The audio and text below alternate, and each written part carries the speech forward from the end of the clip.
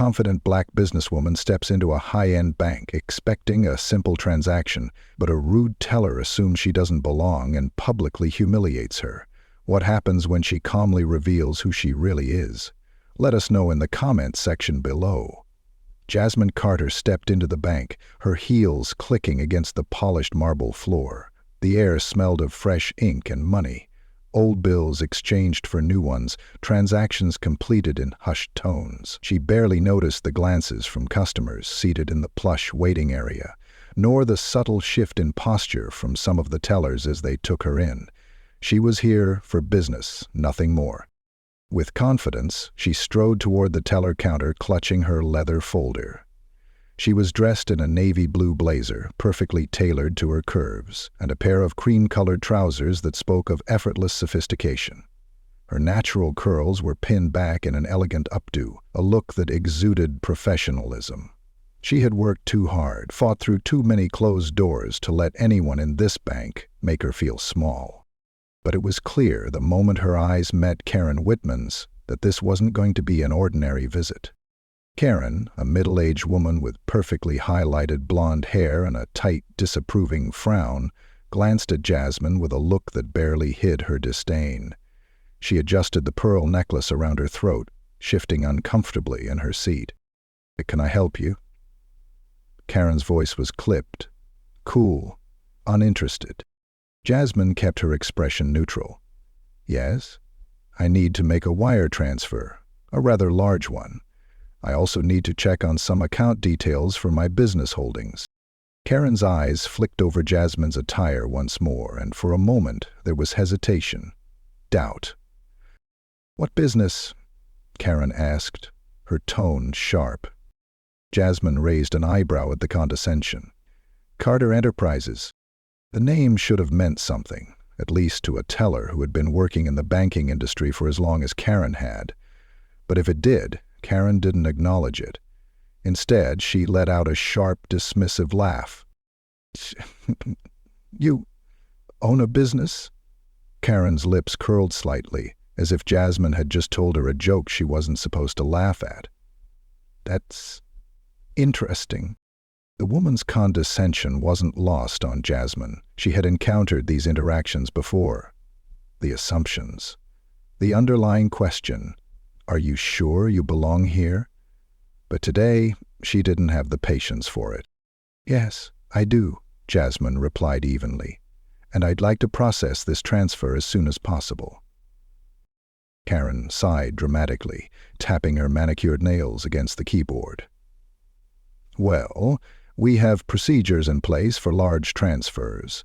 You'll need to provide proof of account ownership." Jasmine nodded, already anticipating the roadblocks. She set her leather folder on the counter and slid out a set of neatly organized documents, including her business account details, IRS filings, and bank statements. Karen barely glanced at them before shaking her head. "I'm going to need more than this." Jasmine exhaled slowly. "That is everything you require for verification." Karen smirked, crossing her arms. "You don't have a business debit card, a checkbook, something with your name on it?" Jasmine's grip on her folder tightened. "Ms. Whitman, are these requirements bank policy or just your personal policy?" Karen's smirk wavered for a fraction of a second before she scoffed. "I'm just doing my job. We can't be too careful these days. You'd be shocked at how many fraud cases we get." Jasmine knew what she was implying. "You don't belong here. You must be lying. People like you don't own businesses, at least not ones that require high-end banking." She could feel the weight of the stares around her. The other customers, the other bank employees, the security guard stationed by the entrance, shifting uncomfortably as he sensed the tension growing. Jasmine inhaled deeply. "Not today. I'd like to speak to a manager." Karen rolled her eyes but forced a polite smile. "Ma'am, I am handling your request. A manager won't change anything." "I'd like to speak to one anyway." Karen let out an exaggerated sigh, making it clear to everyone in the bank that she found Jasmine's request unnecessary. "Fine, if you insist." She swiveled in her chair and pressed a button on her desk. A few moments later, a tall man in a tailored suit approached. Greg Simmons, the branch manager. He looked between the two women, his brow furrowed. "Miss Whitman, what seems to be the issue here?" Karen's expression quickly shifted to one of exaggerated concern. "This woman is trying to conduct a very large transfer, and I just want to be sure everything is legitimate. You know how these things go." Greg glanced at Jasmine, his gaze flickering to the documents still on the counter. "Do we have any reason to believe there's a problem?" "Well," Karen began, but Jasmine cut her off. "Your employee has refused to process my transaction despite me providing all required documents," Jasmine said firmly. "I've also just been told, indirectly of course, that I don't look like someone who should be making this kind of transaction." A hush fell over the bank. Even the tellers at the other stations had gone quiet, their eyes darting between Karen and Jasmine. Greg's expression darkened. "Miss Whitman, is that true?" Karen's mouth opened, then closed. Her cheeks flushed. I was just following policy." Greg turned back to Jasmine. "I sincerely apologize for the inconvenience. I can process the transfer for you right now." Karen's face paled. "But—" Greg held up a hand, silencing her. "We do not discriminate against our customers here, Miss Whitman." Jasmine gave Karen one last measured look before sliding her documents toward Greg. "Thank you." As Greg began the transaction, Karen sat frozen, humiliated, her fingers trembling slightly as she clenched them into fists. But Jasmine wasn't finished. She leaned in slightly, her voice calm, composed, but sharp as steel. "Since we're talking about fraud, you might want to be careful, because I happen to be one of the largest shareholders in this bank." The color drained from Karen's face. Jasmine smiled. "And I'll be reviewing the way certain employees treat certain customers." The entire bank went silent. Even the security guard looked stunned. Customers whispered amongst themselves, and the other tellers turned pale, suddenly hyper-aware of their behavior toward their own clients. Karen's lips parted slightly, but no sound came out. For the first time in her career, she had nothing to say. And for Jasmine Carter, this was only the beginning. The weight of Jasmine's words still hung in the air like a storm cloud about to break. The bank, usually a steady hum of transactions, quiet chatter, and the tapping of keyboards, had turned silent.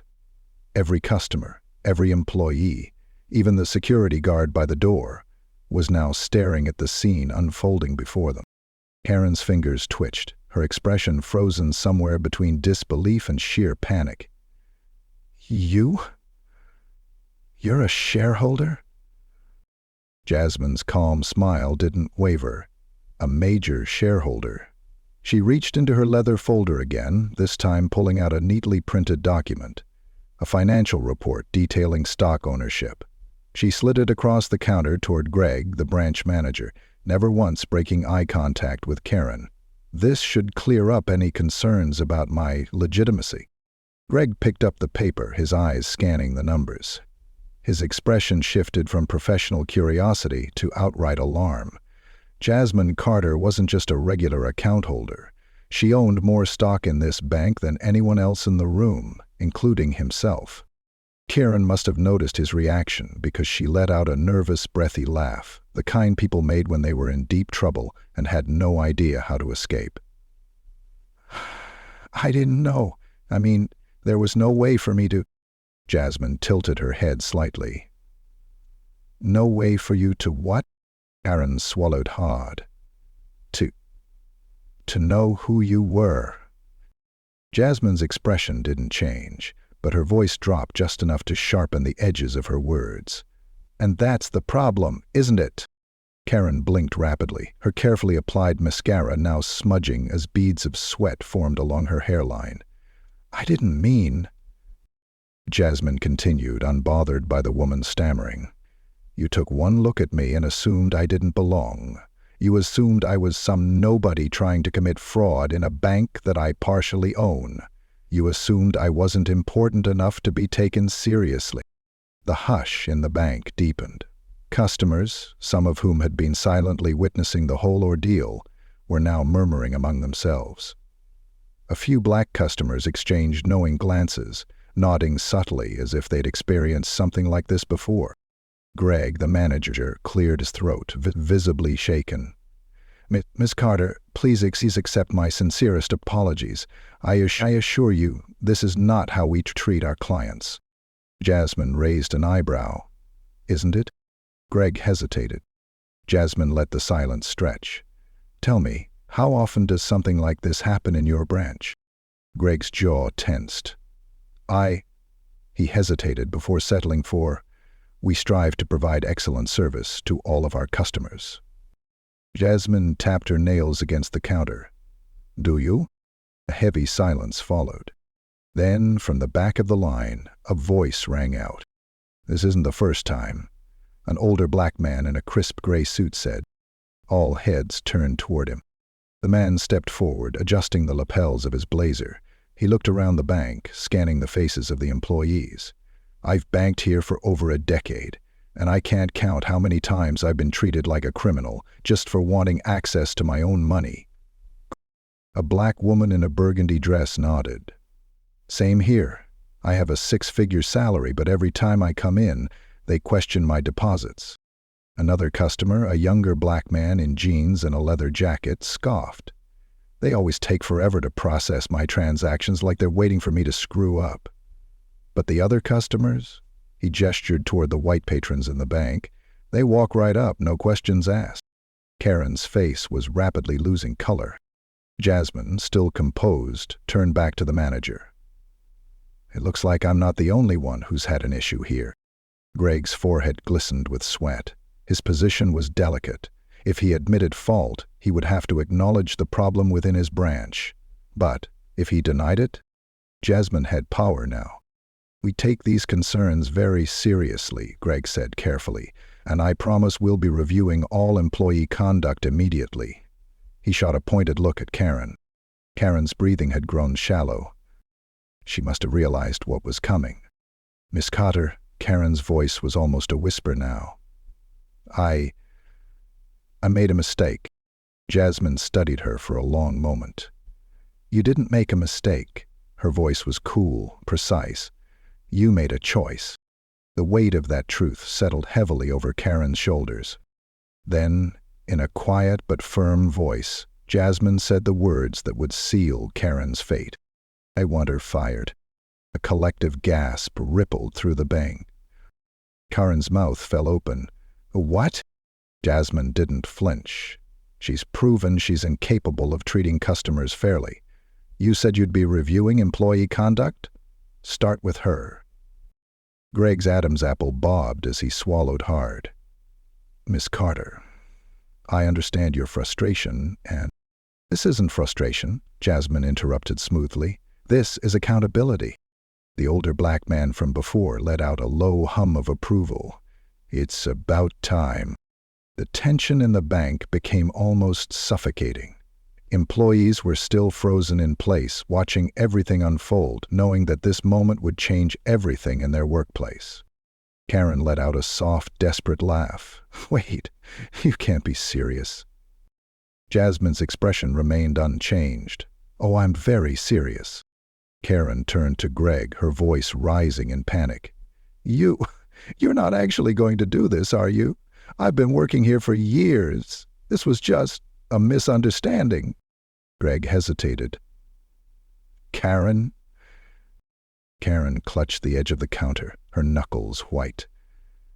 "She's going to ruin my life over one little mistake?" Jasmine let out a small breath, shaking her head. "No, you did that all on your own." Greg exhaled sharply. "Karen, please step into my office." Karen stiffened, her chest rising and falling rapidly. Her eyes darted around the bank, searching for someone to defend her. No one did. She let out one last shaky breath before stepping out from behind the counter and following Greg toward his office. As soon as the door shut behind them, a wave of relief swept through the bank. Customers who had been watching with bated breath now murmured among themselves, some shaking their heads, some looking triumphant. Jasmine took a deep breath before turning back to the counter. "Now," she said, her tone professional. "About my transfer." The teller at the next window, a young man who had been watching everything unfold with wide eyes, immediately jumped into action. "Of course, Miss Carter. I can assist you right now."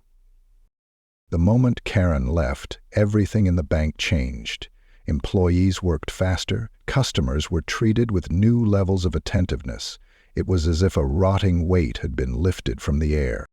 And Jasmine? She smiled. This wasn't just about her transaction. This was about making sure this never happened again. And she wasn't done yet. Jasmine Carter sat comfortably in the bank's private office, sipping the complimentary espresso the assistant manager had hastily offered her. The once tense atmosphere in the bank lobby had begun to shift. Employees were suddenly on their best behavior, assisting customers with newfound enthusiasm, their voices bright with a forced professionalism. But the change wasn't just about surface-level politeness. It was about fear. The fear of being the next Karen. Across from Jasmine, Greg Simmons, the branch manager, sat behind his polished mahogany desk, hands folded in front of him, his expression tense. The glass wall behind him allowed a full view of the bank floor, where Karen's absence was palpable. Greg cleared his throat. "Miss Carter, I want to formally apologize again for what happened earlier. I take full responsibility for the lapse in judgment from our employee." Jasmine stirred her espresso with the tiny gold spoon they had provided, her expression unreadable. "She's no longer your employee, correct?" Greg's throat bobbed. "Correct." Jasmine finally looked up, studying him. "And what changes are you implementing to ensure this doesn't happen again?" Greg hesitated, as if he hadn't expected to be put on the spot so quickly. "Well, we're going to be reevaluating our customer service policies and providing additional training on—" Jasmine set her spoon down with a soft clink. "Greg," she interrupted, her voice smooth but firm, "that's corporate speak for nothing will actually change." Greg flinched. "Ms. Carter, I assure you, I'm not looking for assurances." Jasmine leaned forward slightly, her gaze unwavering. "I'm looking for commitments."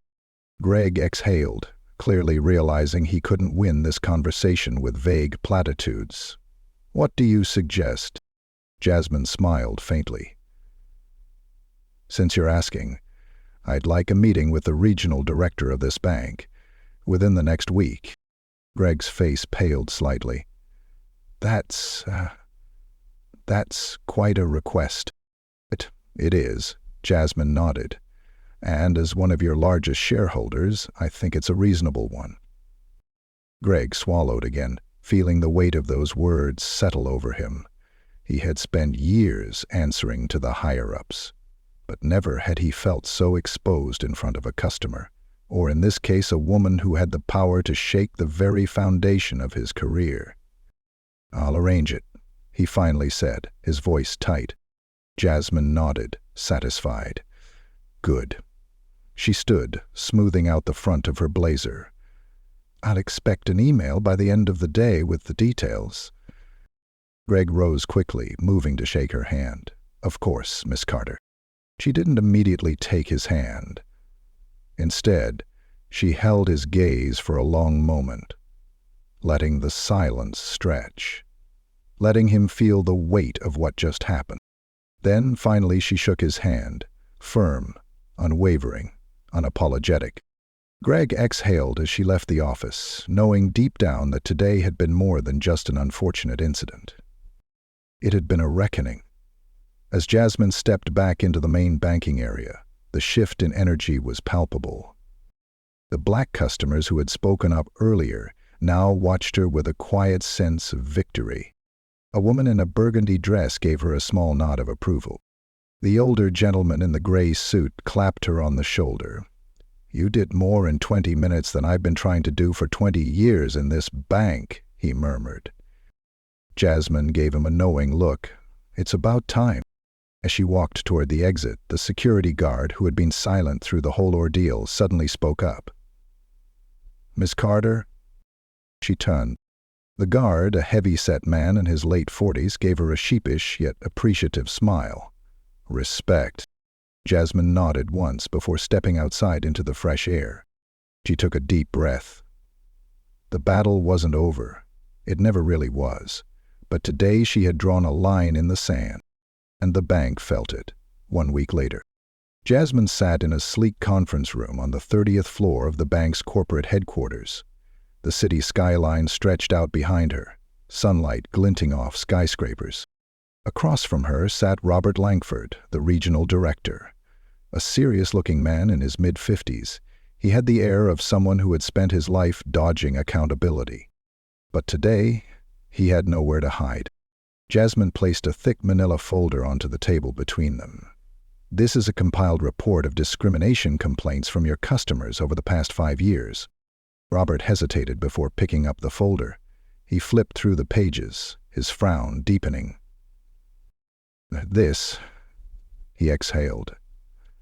"This is a problem," Jasmine finished for him. Rabbit closed the folder, rubbing his temple. "Miss Carter, I'm not here for apologies," she interrupted smoothly. "I'm here to discuss solution." Robert sighed, sitting back in his chair. "And what would you suggest?" Jasmine smiled. "You're going to fund and implement an independent racial bias audit on all your branches," she said, "and I will be the one to personally oversee its execution." Robert opened his mouth, clearly prepared to argue, but then he hesitated, because he knew. He knew that Jasmine Carter wasn't just another disgruntled customer. She was a force of nature, and she wasn't asking. She was telling. The legacy begins. 2 months later, changes were in motion. A racial bias audit had been launched across all branches in the state. Bank employees were undergoing mandatory sensitivity training. A customer complaint hotline had been established for direct reports of discrimination. And most importantly, the financial world had taken notice. News outlets picked up on the story. An influential black businesswoman challenging a major bank's discriminatory practices. And it wasn't just about her. It was about every person who had ever been made to feel like they didn't belong in spaces where they had every right to be. Jasmine sat at her desk, looking at a brand new contract in front of her. Carter Financial Group, opening 2025. Her own financial institution. One that would serve all people with dignity, respect, and zero tolerance for discrimination. She picked up her pen, signed her name with a flourish, and leaned back in her chair. The rude bank teller had humiliated her, but her next words had changed everything.